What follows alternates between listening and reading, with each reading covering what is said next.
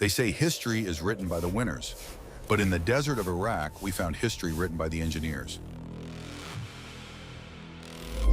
The carbon dating isn't the problem, and the problem is the biology, and this shouldn't exist. 450,000 years ago, a dying world called NIBIRU needed a workforce. They didn't find us, they made us.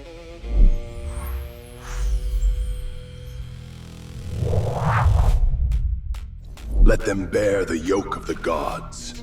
Let them be smart enough to dig, but too dim to see the stars.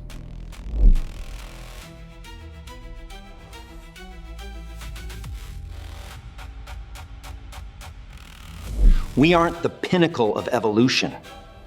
We are the leftovers of a corporate mining project.